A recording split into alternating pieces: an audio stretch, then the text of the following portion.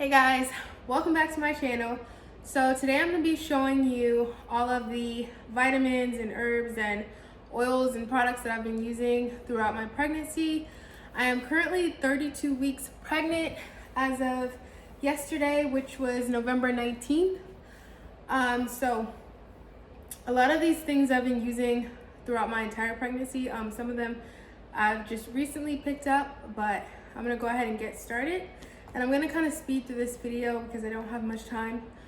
But the first thing that I've been using since day one are these My Kind organic prenatal vitamins. I don't know if you can see it good, but these are just the prenatals that I take. They're gummies, so I take 4 of them daily. I just like them because they don't have any like added sugar or any unnecessary ingredients in them. I don't really recommend them over any other vegan prenatals because I haven't tried any. And by the way, all of this stuff is completely vegan. I'm completely vegan, so I'm just gonna put that out there. And then the second thing that I have are my iron supplements, and these are by the same brand, Garden of Life. All of my supplements are from that brand just because, like I said, they don't have any added ingredients in them. These I just recently started taking maybe 3 or 4 weeks ago because I got my iron tested and it was low. So I take 1 in the morning, 1 at night. You have to take them with vitamin C, and I was taking them with orange juice at first. But now I just eat an orange whenever I take one. The next thing that I have is my vitamin D3, which again is by the same brand. And this, I started taking this because I thought that my hair was thinning in the front. But I think I was just growing extra hair. I don't know what's going on with my hormones, but I was watching a video and kind of reading up on it. It was saying that sometimes, especially during postpartum, your vitamin D can be low, and that can be why your hair can fall out or whatever. So that's why I added them in. I don't really notice a difference or not. But the next product that I have is the B12 by Garden of Life. I don't know if you can see that. And I just take this for my iron as well. You just take 1 spray daily, and it lasts a really long time. I've had this for months. It's like 140 servings per container. So the next 2 things that I have are these protein powders by Sun Warrior, which I really like. I actually used these before I got pregnant, and I just like these because, again, they don't have any extra sugars or any unnecessary ingredients in them. This first one that I was using this throughout maybe like the second half of my first trimester, and then my entire second trimester, and then my third trimester I picked this one up, which is the same thing, the same flavor. It just has collagen in it. And I read that collagen was good for the baby, but I actually stopped taking both of these because my midwife told me that I didn't need them. But I do think that because of my diet and because I eat primarily vegetables and things, I do think that this could have been the reason why my baby gained weight at a regular pace. But again, I don't know. But I do know that if you're having trouble with your baby gaining weight, protein is a good way to go. You can just put it in smoothies or water or milk and just blend it up or shake it up. So that leads me to the next thing, which is this spirulina powder, which is actually what I use now in replacement of that protein powder. So I use this for protein, and I just add about 2 teaspoons of this in my smoothies every morning, as well as the sea moss. And I'm pretty sure everyone knows what sea moss is, but it has a lot of benefits, especially during pregnancy and after pregnancy, for your breast milk production. But we just have the fresh sea moss or the dried sea moss, and then we soak it, and then we just blend it up, and I just put it in this jar. So I use this pretty much every single day in my smoothies. And then the next two things that I have, these are tea blends, herbal blends that I've created. The first one is the Nora blend, which is recommended by my midwife. And I have in here nettle, oat straw, red raspberry leaf, and alfalfa leaf.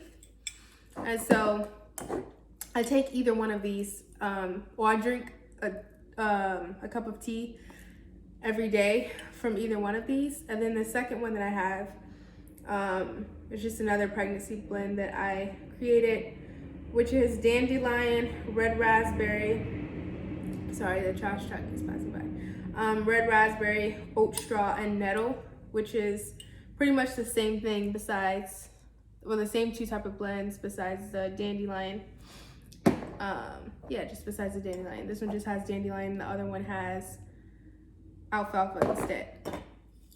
And then one of the things that I've been missing so much while pregnant, which is crazy because I actually stopped drinking coffee maybe about 3 months before I got pregnant, and I didn't crave it anymore. But I also had a lot of like alternatives that I could have, like chicory root and things like that. But since being pregnant, you're not really supposed to have chicory root, which is crazy because it's in a lot of pregnancy alternative coffees, but it actually really affects your uterus, and it can make you have contractions and all type of crazy stuff. So I don't have those alternatives anymore, but I do have, which is, I'm almost out of it. Occasionally I'll have dandelion root, and I just put this in the oven, or I put like 3 teaspoons of this in the oven, and I roast it, and then I add it to some boiling water in a pot, and then I just strain it, and it has a really like rich taste like coffee. So I just have that when I'm just really craving coffee, because I don't want to have caffeine. I know that a lot of people feel like you can have caffeine, which is fine, but I have heard that it's hard for the baby to digest it, which is why I won't be having it. So the next 4 things are just oils and creams and stuff that I've been using.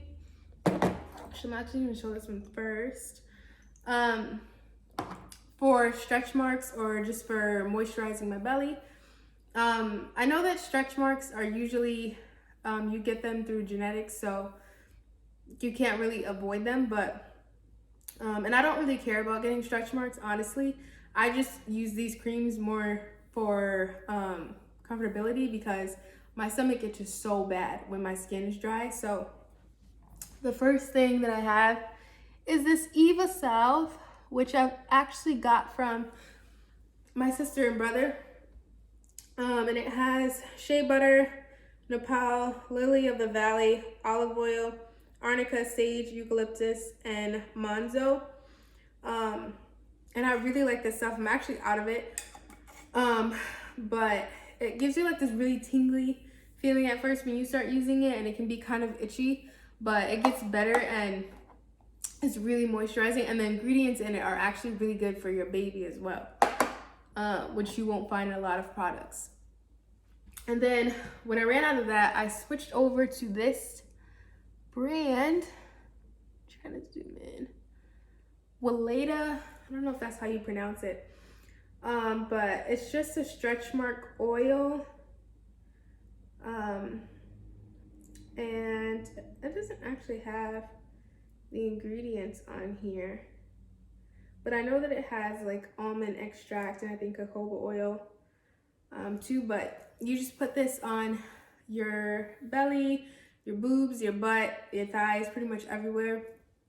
And again, I just picked it up because it's vegan and cruelty-free, natural, all of that. But I don't really recommend it over anything else. I haven't noticed a major difference.